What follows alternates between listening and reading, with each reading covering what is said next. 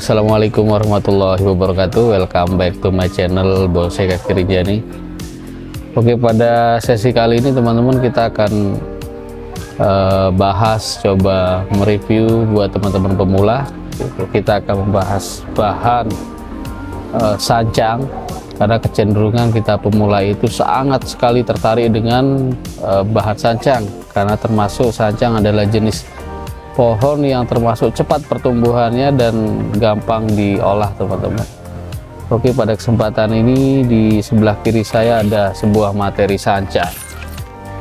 Ini hasil stekan yang saya coba tanam sekitar 1 bulan yang lalu dengan teknik stek yang memang berbeda ya dengan teknis biasanya. Ini kita menggunakan batang sancang dengan menggerat ya bagian bawah, yaitu dengan teknis mencangkok ya. Jadi kalau cangkok itu kita membersihkan kambium, sebagian kambium, kemudian dengan jarak sekitar bisa 5 cm atau 3 cm. Nah, di stekan itu sendiri kita menggunakan hanya cukup 1 cm ya. Jadi tujuannya adalah untuk merangsang kambium itu tumbuh lebih tinggi dari bekas pemotongan atau pangkal ranting tersebut atau cabang yang kita stek tersebut teman-teman. Nah, jadi apa yang didapatkan adalah kita bisa mendapatkan porsi akar keliling. Coba sebentar saya carikan contohnya. Baik teman-teman, jadi ini sengaja sebenarnya ini saya sudah tanam tadinya, tapi untuk lebih akuratnya contoh yang bisa saya berikan untuk menjadi edukasi buat kita semua, ini adalah contoh guratan atau pembersihan kambium ya pada stekan sancang. Nah, ini nantinya kedepannya kambium itu atau akar itu akan muncul pada posisi atas ini. Nah, kenapa di posisi atas ini? Karena kemungkinan kalau kita membiarkan, kalau seandainya ini adalah bawah ya, kita tidak melakukan pengupasan pada kambium tersebut, maka akan sembarang tumbuhnya akar itu akan bisa tumbuh di sini, kemudian bisa agak atas. Nah, itu yang membuat akar itu tumbuh tidak beraturan, jadi susah untuk mendapatkan akar keliling teman-teman. Nah, kalau dengan menggunakan sistem ini secara otomatis akan bisa tumbuh rapi ya, berjejer ya, dan kemudian pas tumbuhnya pada posisi kambium ini. Kalaupun nantinya ada yang tumbuh di posisi atas, ini kita gampang seleksi ya.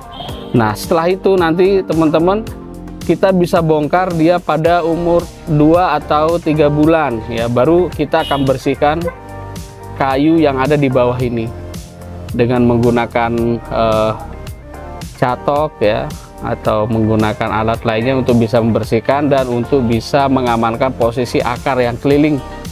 Nah, bagaimana penanamannya ya juga harus kita perhatikan untuk keberlanjutan dari program itu ya.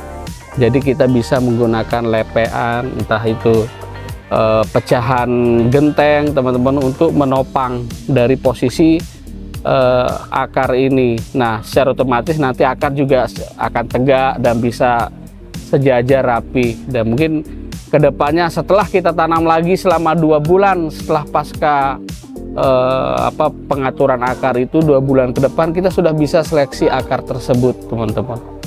Nah, jadi itu dasar yang memang kita harus punya, dan ini juga hasil belajar kita juga dengan teman-teman baik di komunitas bonsai dan juga melalui YouTube dan yang lainnya teman-teman. Nah, itu terkait teknik penyetekan. Nah, kalau dengan pencangkongan, nah ini juga sedikit memang sering ada problem tersendiri kalau pencangkokan ya, karena kecenderungan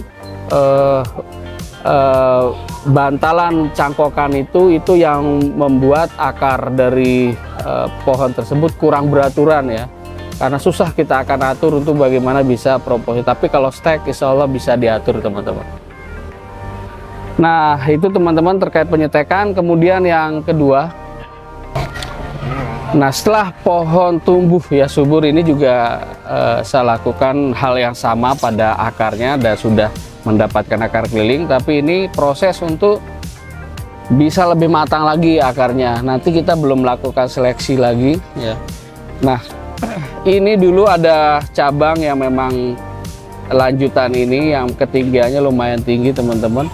Nah karena ini prosesnya masih lama dan kita belum bisa tahu mana titik tumbuh barunya nanti, termasuk ini cabang 2 ini juga tumbuhnya posisi pojok sekali. Nah ini kurang proporsi pada dasarnya teman-teman, tapi nanti kita mungkin bisa tunggu ada tunas baru yang mungkin tumbuh lebih pangkal. Nah jadi ini untuk lebih proporsi suatu pohon, jadi mungkin agak lebih pangkal dan terus. Nah kemudian background juga sama, ini belum kita lakukan yang sesempurna mungkin karena kondisi pohon yang memang masih seadanya ya.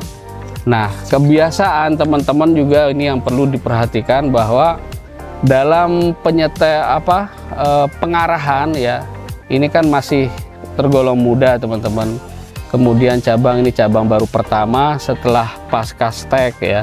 Jadi ini sangat rentan sekali ketika dilakukan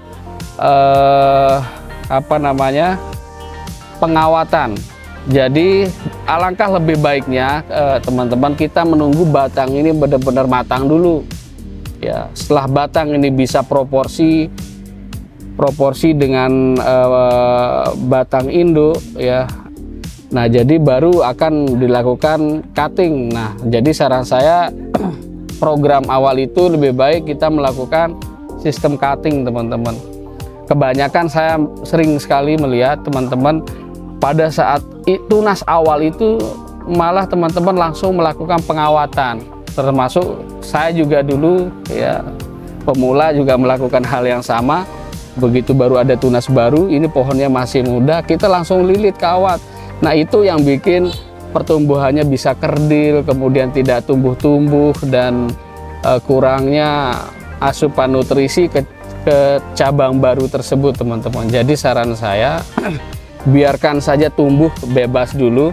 Kalau perlu bisa ada pengelosan juga, ada pemberian nutrisi yang baik pada media ya. Jadi dengan cara itu nanti baru kita akan bisa dapatkan hasil yang maksimal ya. Jadi bukan serta-merta kita melihat bahannya sudah mulai tumbuh tunas, kita akan langsung tergesa-gesa untuk mengarahkan dengan pewaringan. Nah itu belum pas teman-teman. Jadi harus proporsi, ini juga bisa lebih setengah dari posisi ini cabang pertama, kedua mungkin baru ada proses pengawatan atau pengarahan teman-teman. Nah itu juga akan untuk lebih kokohnya satu pohon jadi dengan teknik cutting itu. Nah ini sering kita dapatkan kasus di teman-teman ya, setelah melakukan pengawatan kadang-kadang batangnya kerdil, tidak bisa tumbuh maksimal teman-teman. Jadi harapan kita pohon ini bisa tumbuh dulu subur sepuas mungkin, jadi kambium ini bisa tertutup dan tumbuh sehat ya. Nah baru nanti akan dilakukan cutting. Cutting adalah alternatif terbaik menurut saya dan untuk bisa mendapatkan pohon-pohon proporsi dan pohon-pohon tarung teman-teman.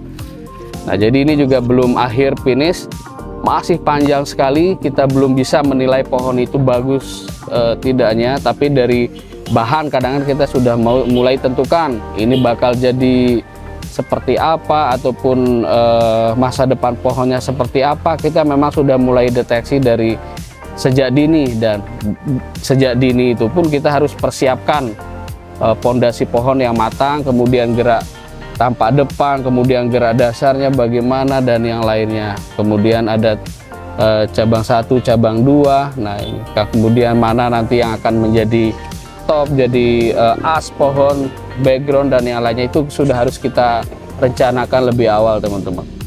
Mungkin itu saja teman-teman terkait program berbudidaya sancang yang sangat sederhana dan insya Allah bisa diterapkan di teman-teman pemula, terutama yang baru belajar bonsai dan adaptasi mempelajari psikologi dari bahan sancang ini. Oke, saksikan terus edukasi sederhana kami dari Bonsai Kaki Rinjani. Terima kasih teman-teman. Assalamualaikum warahmatullahi wabarakatuh. Salam Bonsai Kaki Rinjani.